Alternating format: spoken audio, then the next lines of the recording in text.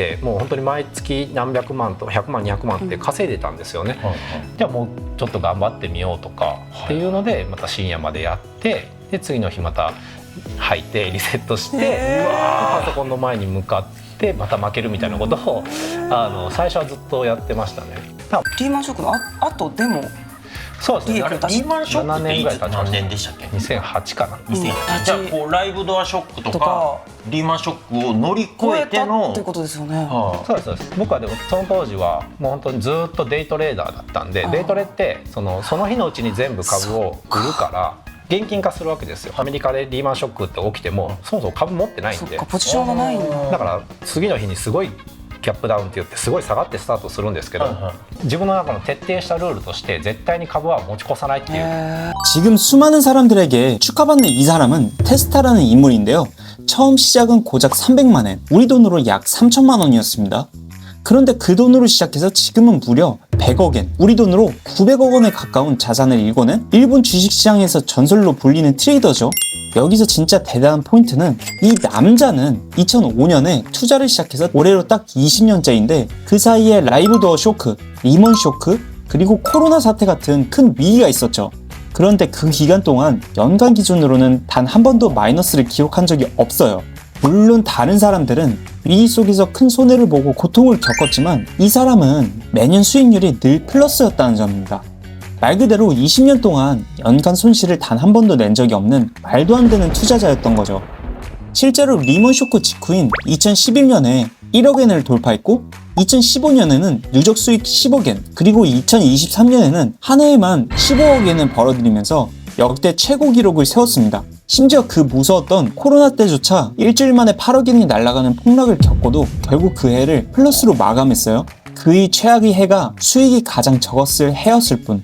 그렇기에 많은 사람이 테스타의 성공을 보면서 그저 운이 좋았겠지 라거나 남들이 모르는 정보를 들었을 거야 라고 막연하게 추측하곤 하죠. 저 또한 그렇게 생각했고 그의 실체가 너무 궁금해서 그가 출연한 방송은 물론이고 개인 유튜버와 트위터 기록까지 정말 샅샅이 뒤져봤는데요. 이 사람 확실히 남들과는 다르더라고요. 투자 철학부터 매매법까지 20년 동안 연간 손해를 단 한 번도 안 본다는 이유가 분명히 있어 보여요. 그래서 오늘은 제가 테스타의 기록들을 분석하면서 찾아낸 그가 트레이딩을 대하는 태도가 어떤지, 실제로 어떤 기준으로 매매하는지, 그리고 그 기준을 우리가 차트에서 어떻게 써먹을 수 있는지까지 오늘 영상에서 깔끔하게 정리해 드릴게요. 이 영상이 도움이 되신다면 구독, 좋아요, 알림 설정까지 부탁드릴게요. 매매에 있어서 그 답을 찾기 위해 테스타가 선택한 도구가 바로 하이키낫이에요. 보통 많은 트레이더가 차트에 지지선이나 저항선 혹은 복잡한 추세선을 그으면서 매매를 시작하는데요. 테스타는 냉정하게 말해서 이런 도구들로 선을 긋는 사람의 주관에 따라서 천차만별로 변한다고 봤어요. 그러니까 내가 보고 싶은 대로 선을 긋는 순간 그것은 더 이상 분석이 아니라 내 종목이 가길 바라는 희망사항을 시각화한 것에 불과하다고 판단한 거죠. 하지만 하이키낫이는 다릅니다. 하이키낫이는 내가 손으로 긋는 것이 아니라 시가, 고가, 저가, 종가를 평균 내서 계산되는 지표예요.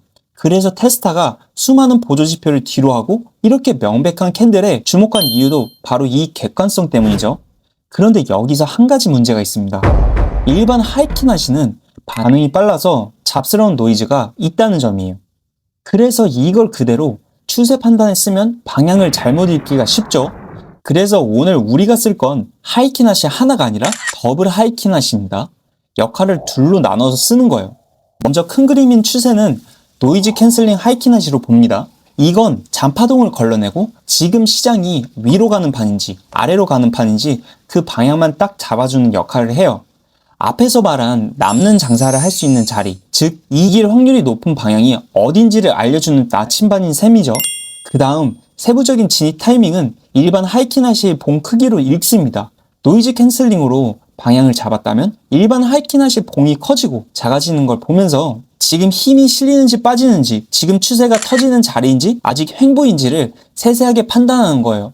이게 바로 테스타가 말한 틀렸을 때 미련 없이 손절할 자리까지 직관적으로 보여주는 부분이죠. 정리하자면 노이즈 캔슬링 하이키낫으로는 방향을, 일반 하이키낫으로는 타점을, 이 두 개를 겹쳐서 보는 게 오늘 매매법의 핵심입니다.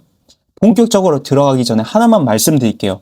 하이키나시는 마음만 먹으면 개념부터 종류, 해석, 활용까지 끝도 없이 길어지는 주제예요. 그래서 이전에 하이키나시 자체를 자세하게 정리해둔 이 영상이 제 채널에 올라가 있으니까 세부적인 하이키나시에 대해서 궁금하신 분들은 이 영상을 먼저 보고 오셔도 좋습니다. 다만 오늘 영상은 하이키나시 강의가 아니라 실전 매매법을 따라가는 게 목적이니까 하이키나시를 잘 모르셔도 따라오실 수 있게 최대한 쉽게 풀어서 설명해 드릴게요. 자, 여기서 간단하게 하이키나시가 뭔지 간략하게 말씀드릴게요. 하이키나시는 일본어로 평균 막대라는 뜻인데요. 캔들 봉들을 보면 일반 캔들 봉처럼 생겼지만 적용 방식이 약간 다른 게 보이시죠? 일반 캔들 봉은 각 봉의 시가, 고가, 저가, 종가를 기반으로 형성되는데 반면 하이키나시 캔들은 평균화 공식을 사용해서 캔들의 봉의 가격 움직임이 더 부드럽게 보이도록 만듭니다. 여기서 핵심 포인트는 이로써 잡스러운 노이즈를 걸러내고 추세를 더 명확하게 읽을 수 있도록 도와준다는 거예요. 여기 단타에 적합한 비트코인 5분봉 차트입니다. 먼저 이 더블 하이키나시를 설명드릴게요. 이건 이름 그대로 두 개의 하이키나시 지표들이 들어갑니다. 아래쪽에는 일반 하이키나시 캔들, 위쪽에는 일반 캔들과 섞여있는 노이즈 캔슬링 하이키나시 캔들입니다. 왜 두 개를 넣었을까요? 일반 하이키나시는 비교적 빨라서 잡스러운 노이즈가 섞일 수 있기에 시장 방향을 잡기가 어려워요. 그래서 위쪽에 떠있는 노이즈 캔슬링 하이키나시로 추세를 읽는 거예요. 핵심은 횡보를 걸러내는 겁니다. 먼저 추세 흐름을 읽을 수 있는 노이즈 캔슬링 하이키나시로 단기 흐름을 체크하는 거예요. 이 차트를 보면 처음에 하락이 나오고 이어서 위아래로 흔들면서 상승 흐름이 다시 나온 뒤에 다시 하락 흐름이 이어졌어요. 여기서 봐야 할 건 횡보가 길게 이어지고 있다는 점입니다. 이게 5분봉인데도 이렇게 길게 횡보가 지속되면 변동성이 터지면서 위든 아래든 추세가 나올 확률이 높다고 가정할 수 있죠. 그럼 이 횡보가 끝나는지 아닌지 어떻게 체크할까요? 그건 일반 하이키나시 캔들의 크기를 확인하면 돼요. 노이즈 캔슬링 하이키나시로 흐름을 체크한 뒤에 일반 하이키나시로 봉 크기를 봅니다. 첫 번째 하락 구간을 보면 일반 캔들 봉들이 엄청 가파른 만큼 하이키나시 봉 크기도 아주 크죠? 이어진 단기 상승 흐름을 보면 하이키나시 봉들이 작아집니다. 그 다음 다시 하락 흐름이 오면서 평균적으로 조금 더 작아지는 게 보이죠? 이렇게 진행되는 걸 보면 상승 흐름으로 다시 전환되려면 보통 이렇게 긴 양봉이 뜨면서 하이키나시 지표에서 도지 캔들이 떠요. 그 뒤로 이어지는 3개의 일반 하이키나시 캔들을 보면 됩니다. 차트를 진행시켜보면 이렇게 도지 캔들 비슷한 게 떴죠? 그런데 아래의 일반 하이키나시 캔들의 크기가 이전과 같아요. 그럼 이때는 아직 횡보가 안 끝났구나 라고 생각하고 진입을 잠시 보류해 줍니다. 그리고 단기 상승이 나와졌죠. 그러면 단기 하락이 나올 걸 예상하면서 기다립니다. 그런데 이때 큰 장대 양봉이 등장해요. 이때 아래의 일반 하이키나시에서는 도지 캔들이 확실하게 떠준 게 보이죠. 그런데 여기서 특이점은 이 도지 캔들의 전체 크기가 일반 캔들보다 크다라고 생각돼요. 그렇기 때문에 이게 진짜 상승인지 확인하기 위해서 다음 3개의 하이키나시 캔들봉을 기다려 볼게요. 보이시나요? 확연하게 하이키나시 캔들봉들이 2배에서 3배 정도 커졌죠? 그럼 우리는 이 하이키나시 지표에서 몸통이 작은 부분에 매수인 롱을 잡습니다. 그리고 손절선은 위의 추세를 가리키는 노이즈 캔슬링 하이키나시 캔들 살짝 아래에 둘게요. 왜냐하면 이 추세를 알려주는 하이키나시 지표는 상승할 때는 강력한 지지선이 되어주기 때문이죠. 그리고 입절은 이 일반봉 차트가 노이즈 캔슬링 하이키나시의 상승을 나타내는 주황색 캔들 아래로 내려올 때 입절해주면 돼요. 이렇게 입절이 되는 게 보이시죠? 하지만 더 추세가 이어질 수 있기 때문에 저는 반입절을 하고 이 추세를 나타내는 노이즈 캔슬링 하이키나시 봉의 색이 하락인 보라색으로 바뀔 때 전체 입절해 줄게요. 이번에는 갑자기 노이즈 캔슬링 하이키나시 캔들의 몸통 크기가 너무 작아져서 확대해 보니까 보라색으로 바뀐 게 보여요. 이렇게 해서 추세가 하락으로 내려갈 걸 예상해 롱을 입절할 수 있는 거죠. 그리고 바로 이어서 숏으로 스위칭 해줄게요.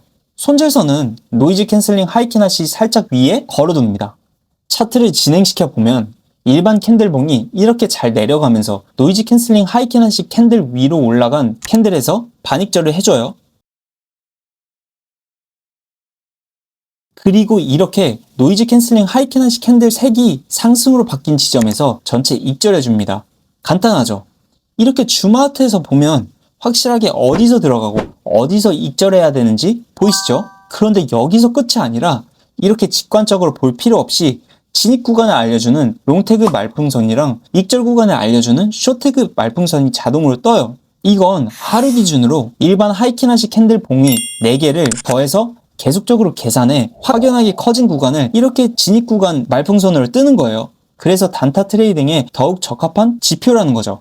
다만 5분봉에서 이 지표가 잘 먹힐 확률이 큽니다. 자, 이렇게 해서 이전의 하이키나시에 대한 설명에 이은 실전 하이키나시 매매법을 살펴보았는데요. 이 더블 하이키나시 지표는 사실 트레이딩 뷰에서 무료 사용자에게는 공개되지 않은 지표예요. 그래서 구독자분들을 위해서 제가 이 AI를 접목하여 업그레이드를 시켜놨으니까 이 지표를 잘 써주시면 감사하겠습니다. 그 전에 좋아요, 구독 눌러주시고 댓글에 더블 하이키나시라고 쳐주세요. 그리고 제가 이 지표를 전달해 드릴 수 있도록 아래 고정 댓글 링크로 들어가서 무료 지표 신청을 해주시면 제가 바로 전달해 드릴게요. 이렇게 시청해 주셔서 감사합니다.